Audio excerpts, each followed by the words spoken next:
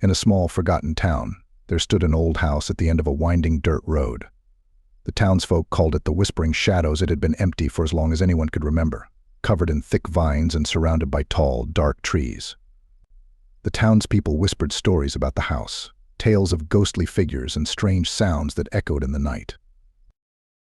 One chilly autumn evening, a curious young girl named Ella decided to explore the old house.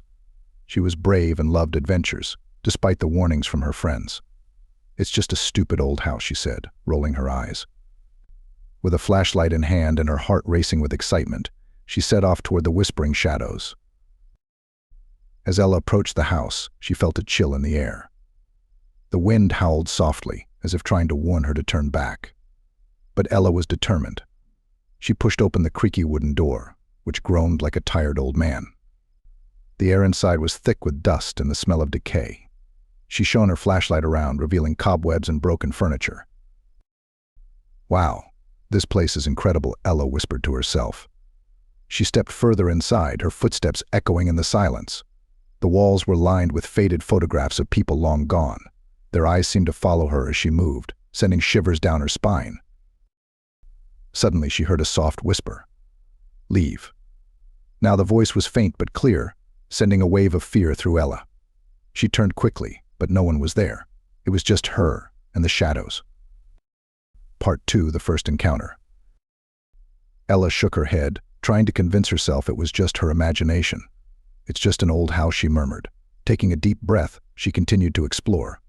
She found a staircase leading to the second floor, its steps creaking under her weight. As she climbed, the whispering grew louder, almost like a soft song. On the second floor, Ella found a long hallway with several doors. She opened the first door, revealing a dusty bedroom. The bed was covered with a tattered blanket, and an old doll sat on the dresser, its glassy eyes staring blankly. Ella felt a strange connection to the doll, as if it held a secret. Suddenly, the temperature dropped and she could see her breath. The whispering intensified. "Help me," it was a woman's voice, filled with sadness and despair. Ella's heart raced. "Who are you?" she called out, her voice trembling. The air shimmered, and a figure began to take shape before her. It was the ghost of a woman, pale and transparent, with long dark hair that flowed like smoke. She wore a long white dress that seemed to float around her. The ghost's eyes were hollow, filled with sorrow. Ella felt a mixture of fear and compassion. "Please," the ghost whispered, reaching out a hand. "I need your help." Part 3, the ghost's story. Ella took a step back, her heart pounding.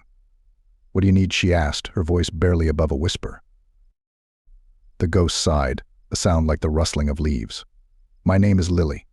I lived here long ago. I was trapped in this house by a terrible curse." Ella listened intently as Lily continued. "I was a young woman, full of dreams and love, but my family was struck by tragedy. I lost my beloved to a dark force that haunted this place. In my grief, I made a terrible mistake. I called upon the spirits to bring him back. Instead, I summoned a darkness that took me as well. I am forever bound to this house, whispering in the shadows." Ella felt a wave of sadness wash over her. "How can I help you?" she asked earnestly. Lily looked at her with hopeful eyes. "You must find the source of the darkness. It is hidden in the basement. Only then can I be free." Ella nodded, determination filling her heart. "I'll help you, Lily. I promise." Part 4, the descent.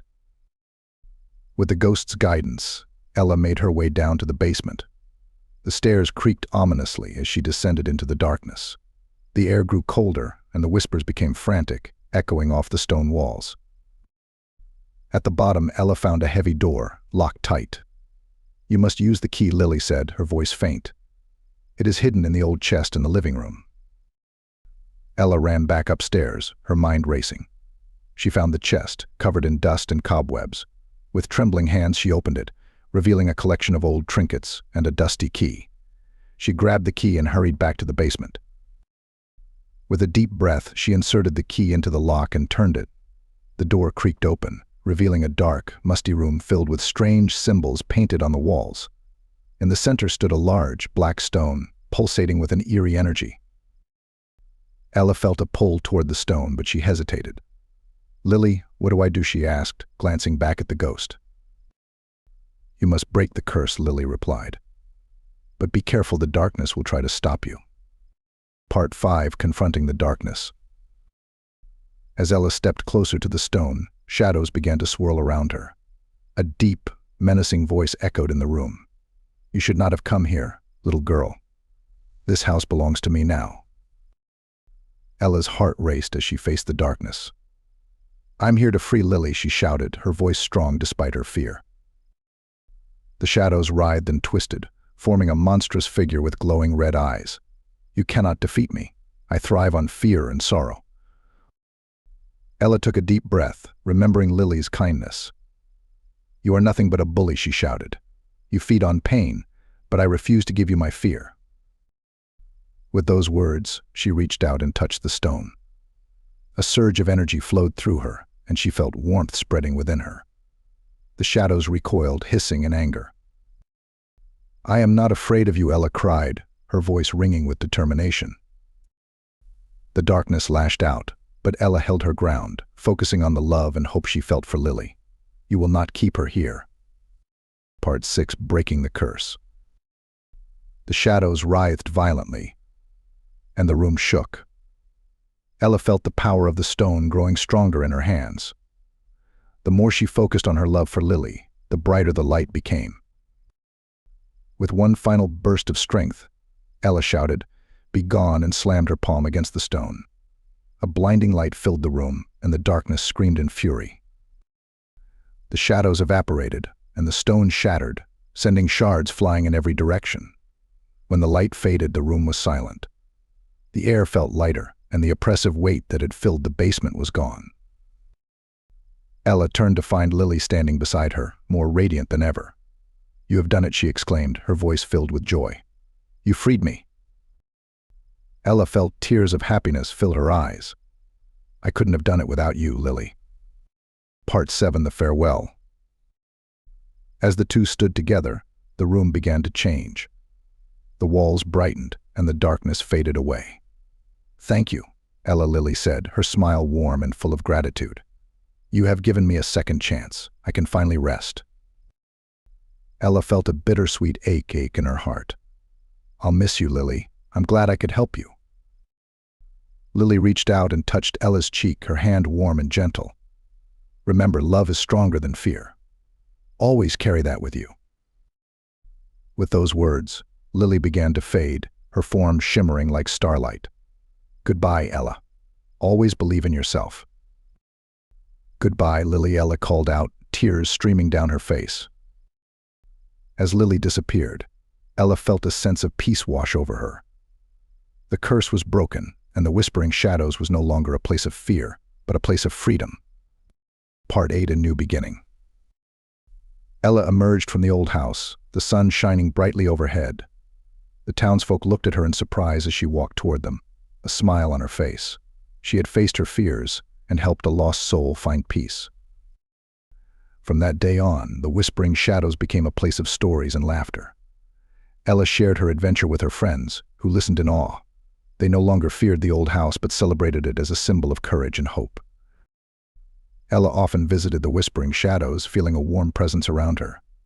She knew that Lily was free and watching over her. With each visit, she felt stronger, knowing that love could conquer even the darkest of fears. And so, the legend of the whispering shadows grew. A tale of bravery, friendship, and the power of love that echoed through the town for generations to come.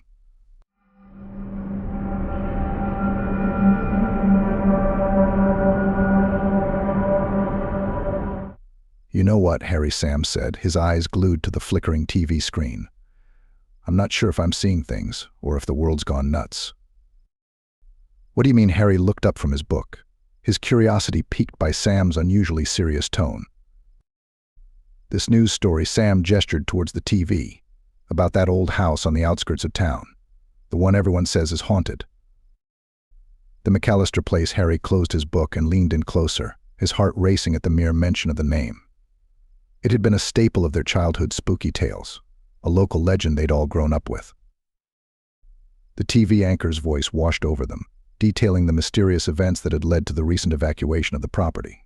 Strange noises, unexplained shadows, and a feeling of unease so intense that it had driven the new owners out within a week. "They're saying it's all true," Sam murmured, his eyes wide with a mix of disbelief and fascination. "That there's a ghost in there." The room grew quiet as they watched, the only sounds coming from the TV and the distant hum of the fridge. Harry felt a chill run down his spine, despite the warmth of the room. "But what does this have to do with us?" Harry asked, his voice barely above a whisper. "I don't know," Sam replied, his gaze still on the screen. "But something tells me we're about to find out." The TV switched to a live feed of the house, the camera panning over the dilapidated structure with an eerie grace. The paint was peeling, the shutters hanging at odd angles, and the once manicured lawn had grown wild with weeds. "Look," Harry said, pointing to the upper window. A faint light flickered, briefly illuminating the curtains before going dark again. "Maybe it's just the wind," Sam suggested, though the skepticism in his voice was clear. The doorbell rang, cutting through the silence like a knife. Both boys jumped, their hearts pounding. Harry slowly made his way to the door, his hand trembling as he turned the knob. On the porch stood a middle-aged woman, her eyes red and puffy from crying. She clutched a small suitcase, her shoulders slumped with defeat. "Are you the ones who bought the McAllister house?" she asked, her voice shaking. Sam and Harry exchanged a look of confusion. "No, we just live down the street," Harry said, his eyes never leaving hers. "Why do you ask?" The woman's grip tightened on her suitcase handle. "Good," she breathed out, visibly relieved. "My name is Margaret McAllister. I need to speak with you. It's about my daughter, Rachel." Her words hung in the air, heavy with a weight that Harry couldn't quite grasp. Who was Rachel?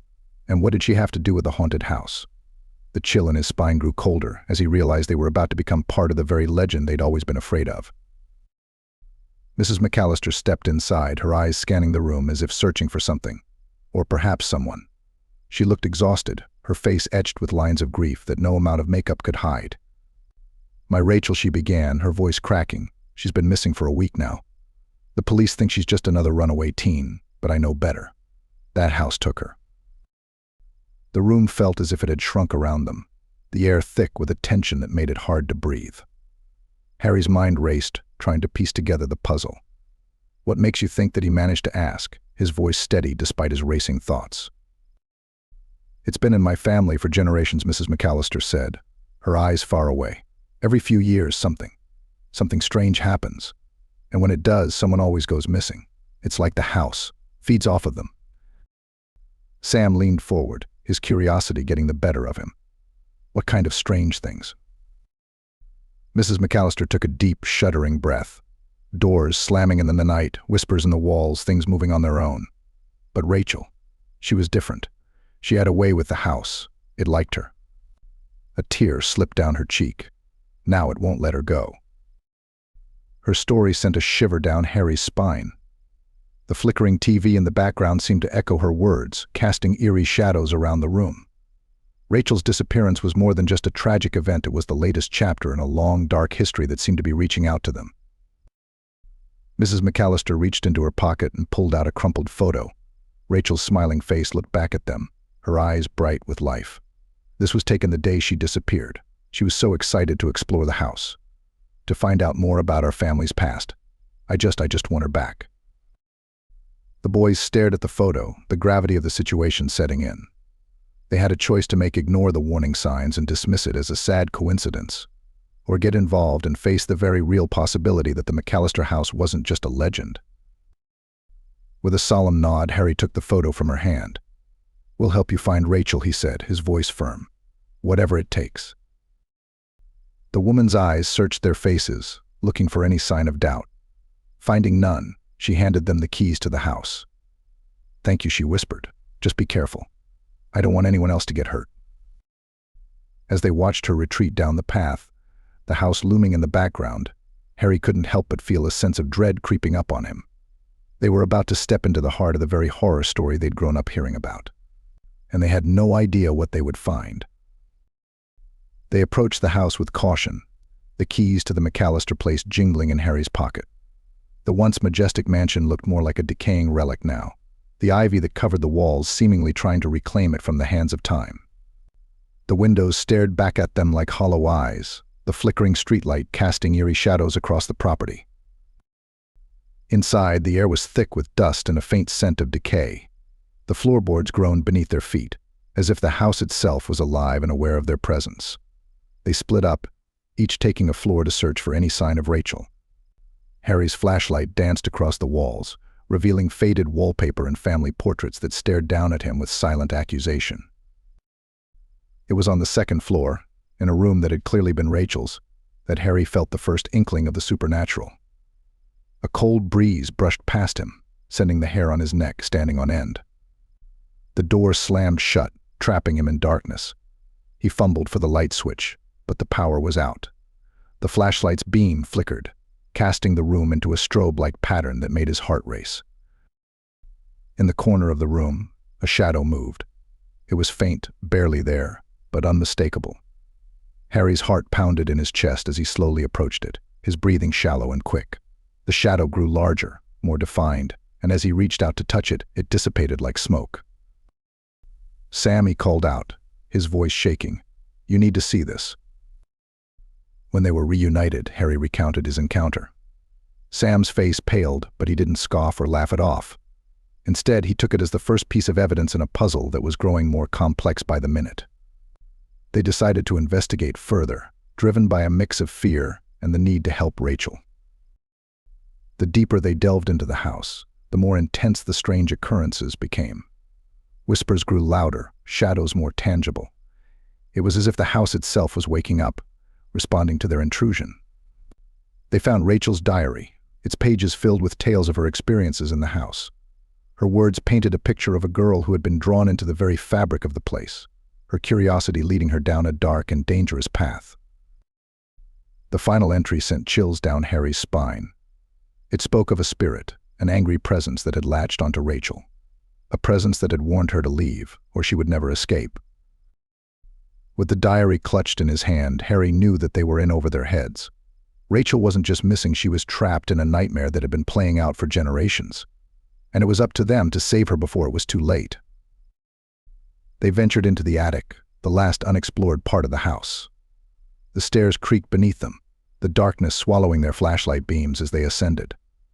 The air grew colder with every step, and Harry couldn't shake the feeling that they were being watched. At the top, the attic sprawled before them, a maze of cobwebs and dusty antiques.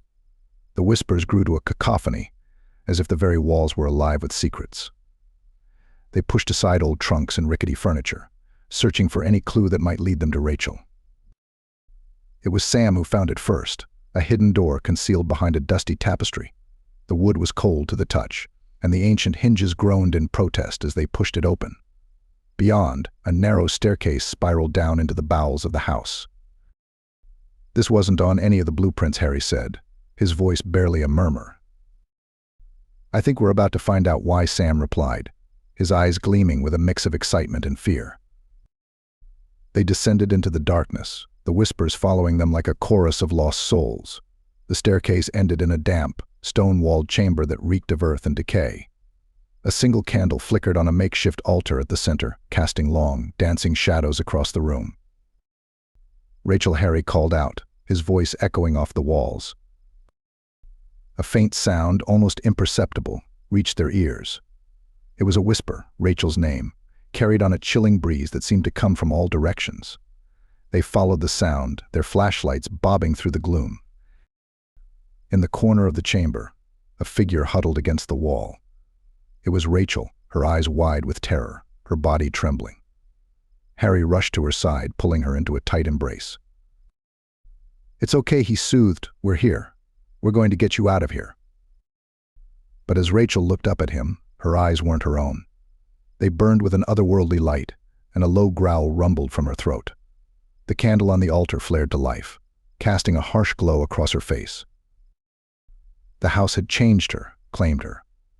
Harry and Sam stared in horror as Rachel's features twisted into a malevolent grin. "You should have stayed away," she hissed, her voice not her own. "Now you'll never leave." The shadows grew darker, the whispers louder, as the spirit of the McAllister house closed in around them, its hunger palpable. Harry's grip on Rachel tightened, his mind racing for a way to save her, to escape. But the house had other plans. The walls began to shake, the floor beneath them giving way as the chamber crumbled. Dust filled the air, obscuring their vision. Harry could feel Rachel's body go limp in his arms, and he knew they were running out of time. As the room collapsed around them, the spirit's laughter echoed through the darkness, a chilling reminder that the McAllister house wasn't just a legend. It was a prison, and they were now its latest inmates. Their only hope was to find a way to break the cycle of fear and despair that had held the house in its grip for so long. But how could they do that when they could barely keep their footing in the crumbling maze of memories and malevolence? The story of Rachel McAllister was far from over, and the house had only just begun to reveal its secrets. As the dust settled, the boys knew that their greatest challenge lay ahead. They had to find a way to save Rachel, or become part of the house's eternal curse. And as they stumbled through the wreckage, the whispers grew louder, the shadows more menacing. The house was alive, and it was hungry for their fear. But they refused to give in. Their friendship, their determination, was their only weapon against the unknown. They had to find Rachel, to uncover the truth about the McAllister house, before the darkness consumed them. Dust filled the air, coating Harry's throat as he coughed and struggled to keep his grip on Rachel, who was now a twisted version of herself, her face contorted in a grin that didn't belong to her. Shadows loomed from every corner, and the temperature seemed to drop with each second. Sam clung to the walls, searching for stability, his flashlight flickering as the house continued to shake. "We can't keep her here," Harry gasped, trying to find any trace of the real Rachel in her eyes. "We have to get out." But Rachel's voice layered, echoing with that of another rasped in response. "Leaving? The house isn't done with you yet." Her laugh, deep and hollow, echoed around them. Harry looked back at Sam, whose eyes were wide with fear. He knew they couldn't leave Rachel behind, but she didn't seem like herself anymore. "We have to do something," Sam shouted, pointing to the candle on the altar. "Maybe if we destroy whatever it's using to keep her here."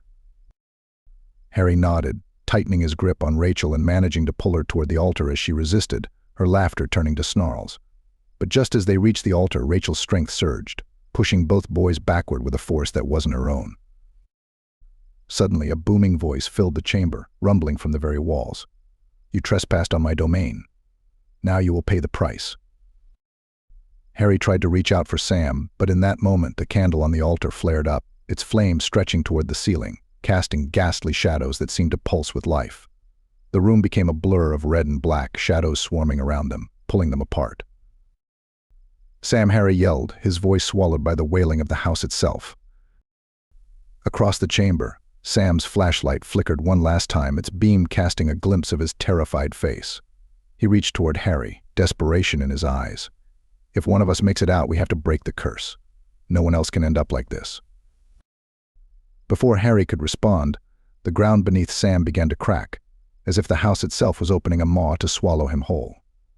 Harry watched, helpless, as the floor gave way, and Sam disappeared into the darkness below. "Sam!" he screamed, his voice cracking. He staggered forward, but Rachel, no. The thing inside her held him back, her grip iron strong.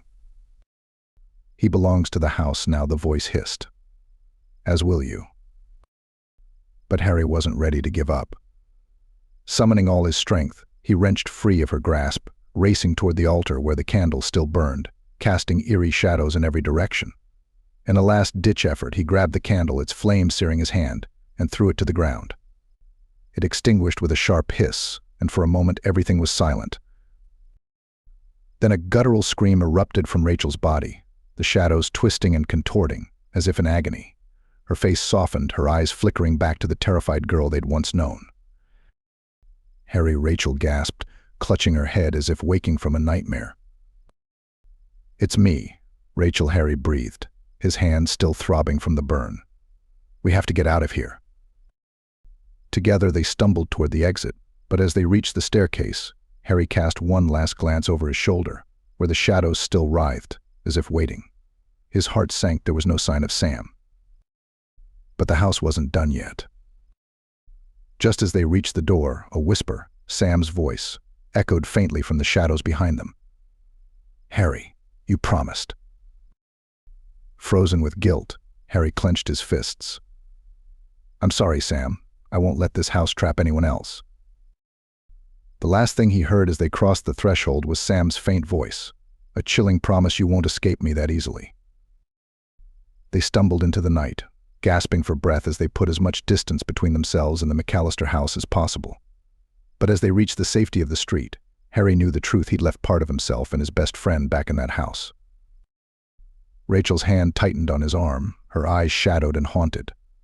She'd escaped, but the darkness in her gaze told him that the house wasn't finished with them.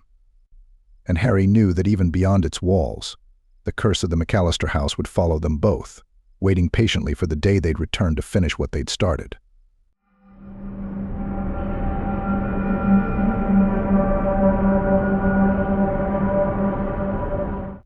"You know, the old folks around here say that place is haunted," said Mark, his eyes glinting with mischief as he nudged his friend Alex.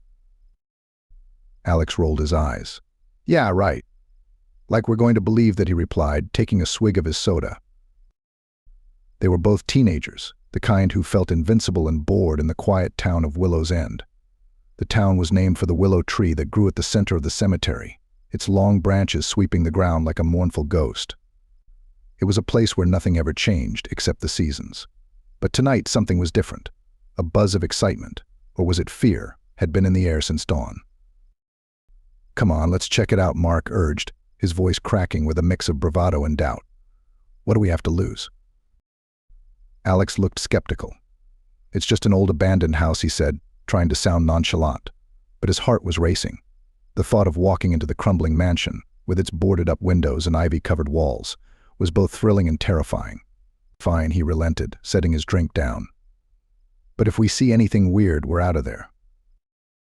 They approached the house, their laughter echoing through the stillness. The moon cast long shadows across the overgrown lawn, and the ivy that had claimed the walls seemed to shiver in the breeze. The windows were indeed boarded up, but a few slats had come loose, revealing the gaping black maw of the interior. The front door, a massive slab of wood with rusted iron hinges, creaked open at Mark's touch. "Let's go," Mark whispered, stepping inside. Alex followed, his heart in his throat. The air was thick with dust and the faint scent of decay. They shone their flashlights around the room, the beams cutting through the darkness to reveal peeling wallpaper and cobweb-covered furniture.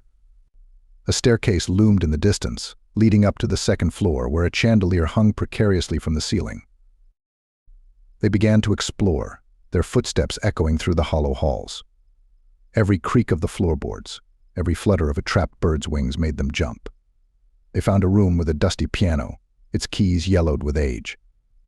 Mark played a few notes, the sound jarringly out of place in the eerie silence. "What's that?" Alex whispered, pointing his flashlight at a portrait hanging above the piano. The portrait was of a young girl, her eyes following them as they moved. Her smile seemed forced, almost sinister in the dim light. "It's just a picture," Mark said, trying to sound brave. But he couldn't shake the feeling that she was watching them. The house was cold, despite the warm summer night outside. As they ventured further in, the air grew thicker, heavier. It was as if the house itself was breathing, holding its breath, waiting for something. In the kitchen, they found a table set for dinner, the plates and silverware tarnished with age. A fly buzzed lazily around a bowl filled with what looked like dusty fruit. Someone was expecting company, Mark quipped, but his voice was too loud in the oppressive silence. Alex shivered. "Let's go upstairs," he suggested, eager to move on from the unsettling scene. The staircase groaned beneath their weight, each step feeling like it could give way at any moment. At the top, they found a long hallway with several doors, each one closed. They decided to split up and explore separately. Alex pushed open the first door he came to, revealing an empty bedroom. The bed was neatly made, as if it had been waiting for someone to lie down for 100 years. He stepped inside, his curiosity getting the better of him. Suddenly, a cold hand clamped over his mouth, and another grabbed his wrist. He tried to scream, but the hand was too strong. His heart pounded in his chest, his eyes wide with terror. He could feel something cold and unyielding pressing against his back. Alex's mind raced, trying to make sense of the impossible. His eyes darted around the room, searching for any clue of who or what was behind him. The only movement was the shifting shadows from his erratic flashlight beam. The grip tightened, the icy fingers digging into his flesh. With a surge of adrenaline, Alex threw his elbow back, connecting with something solid. The grip loosened, and he tore free, stumbling away from the unseen assailant. He spun around, the flashlight swinging wildly. In the brief moment of light, he caught a glimpse of a figure dressed in tattered clothes, its face a twisted mask of anger and despair. The ghostly figure vanished and Alex was alone in the room, his breath coming in ragged gasps. His heart hammered against his ribs, and the room spun around him. He stumbled back to the hallway, his thoughts a jumble of fear and confusion. "Mark," he shouted, his voice barely above a whisper. "Did you see that?" There was no response, only the echo of his own voice. He called out again, louder this time. Still, no answer. The silence was deafening, save for the distant sound of the piano's notes, now discordant and eerie. Alex's mind was a whirlwind of panic. He knew he couldn't stay there, not with that thing in the house. He had to find Mark and get out. He sprinted down the hallway, his flashlight bobbing with each step. The doors blurred as he passed them, each one seemingly identical. The piano grew louder, the music more frenzied. It was coming from the room they had left, where the portrait of the young girl had watched them with her sinister smile. As he approached, the music stopped, and the house was once again enveloped in silence. Alex slowed, his heart in his throat. He peered into the room, the shadows playing tricks on his eyes. There was Mark, standing in front of the piano, his back to the door. Alex breathed a sigh of relief and took a step forward, but something was wrong. Mark wasn't moving, wasn't speaking. He was just standing there. With trembling hands, Alex reached for the doorknob. It was cold, colder than anything he had ever felt. He took a deep breath and pushed the door open. The sight that greeted him was one that would haunt him for the rest of his life. Mark's eyes were wide, unblinking, and filled with a terror that mirrored Alex's own. His skin was as pale as the moon outside, and his lips were tinged blue. But it was what was behind Mark that made Alex's blood run cold. The portrait of the girl was no longer on the wall. Instead, she stood there, her hand outstretched, her fingers curled around Mark's throat. Her smile had widened, revealing teeth that were far too sharp for a child. Alex screamed, the sound piercing the quiet. The girl's head snapped towards him, and she hissed, her eyes burning with a rage that seemed to set the very air on fire. Mark's lifeless body crumpled to the floor, and the girl began to advance, her movements fluid and predatory. Alex turned and sprinted, his legs carrying him faster than he had ever moved before. He didn't dare look back, didn't dare take his eyes off the stairs that seemed to stretch on forever before him. He could feel the cold breath of the ghost on his neck, could almost hear the cackling laughter that filled his ears. As he reached the bottom step, the front door slammed shut, trapping them inside. The house was alive with the sound of the girl's ghostly laughter, echoing through the halls. And then, it was quiet. Too quiet. Alex stopped, his chest heaving with fear. He didn't dare move, didn't dare breathe. But he knew she was there, waiting for him, just beyond the edge of his flashlight's beam. The game had only just begun. With a jolt, Alex realized that his escape was blocked. The door was solid, unyielding. He turned around, the light from his flashlight trembling in his hand. The girl was closer now, her eyes locked onto him with a hunger that was palpable. He could almost feel her breath, cold and foul, on his skin. Her movements were a blur as she darted from shadow to shadow to shadow, toying with him. Each time he tried to run, she would appear in front of him, her smile widening, her eyes gleaming with malicious delight. Alex's heart hammered in his chest, his mind racing for a way out. He spun around, his eyes darting from door to door, trying to find one that wasn't locked, one that didn't hold another nightmare waiting within. In desperation, he spotted a small window in the kitchen, its glass murky with age. He sprinted towards it, the ghostly figure of the girl keeping pace. As he reached it, the glass shattered, and the cold night air rushed in. Without a second thought, Alex threw himself through the opening, feeling the sharp edges cut into his skin. He tumbled into the overgrown garden outside, his fall broken by the thorny branches of a rose bush. He scrambled to his feet, ignoring the pain, and took off running. The house loomed behind him, its windows now filled with the girl's ghostly form, her arms reaching out as if to grab him. Alex didn't look back, didn't stop, didn't dare to believe he was safe until the house was nothing but a dark spot in the distance. He stumbled through the town, the adrenaline fading, leaving only the cold reality of what he had just experienced. The night was quiet, eerily so, as if the world itself was holding its breath. The moon cast long, twisted shadows as he made his way home, his thoughts racing with questions and fear. How could Mark be gone? How could a ghost be so real? And why had she spared him? The silence was broken only by the distant sound of a child's laughter, echoing through the night.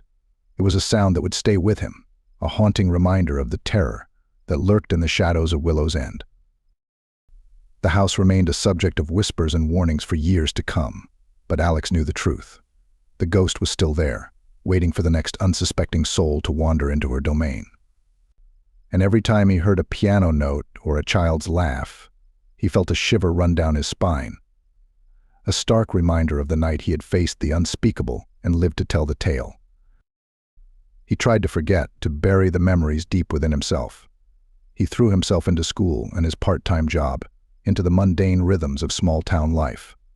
Yet, the house remained a specter in the back of his mind, a dark shadow that never fully receded. One night, 5 years later, Alex found himself unable to sleep. The moon was full, casting a silver light through his bedroom window that painted the floor with a path that led directly to the closet. He couldn't ignore the inexplicable pull, the same one that had led him to the mansion all those years ago. He swung his legs over the side of the bed and padded across the cold floorboards. As he approached the closet, the door creaked open of its own accord. Inside, amidst the dusty coats and forgotten toys, lay a set of stairs he had never seen before. They spiraled down into darkness, beckoning him with an irresistible allure.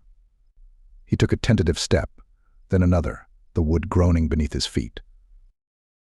The air grew colder with each step he descended, and the scent of decay grew stronger. The walls of the staircase were lined with more portraits of the girl, each one more terrifying than the last. Her eyes followed him, her smile growing wider and more predatory as he descended deeper into the bowels of the house. Finally, the stairs ended in a small, dimly lit chamber. The air was thick with the scent of candles, and there, at the center, was the girl herself. She was no longer a child but a young woman, dressed in the same tattered clothes he had seen that fateful night. Her eyes met his, and Alex felt his heart stop. There was something in those eyes that was not human, something ancient and hungry. "You've come back," she whispered, her voice a symphony of silk and shadows. "I've been waiting for you." Her words sent a jolt of terror through him, but he couldn't move, couldn't breathe. He was trapped in her gaze, unable to look away. The girl began to walk towards him, her movements fluid and graceful despite the decay that clung to her. He knew he had to get out, had to warn the town, to somehow put an end to her reign of terror. But as she reached out to him, her hand cold and lifeless, he realized with a sinking feeling that he might not be the one escaping the house tonight. The room grew colder, the air heavier. The walls seemed to close in around him, the portraits of the girl watching him with their haunted eyes. Alex took a deep breath and braced himself for whatever was to come. He had faced her once and lived, but could he survive a second encounter with the ghost of Willow's End?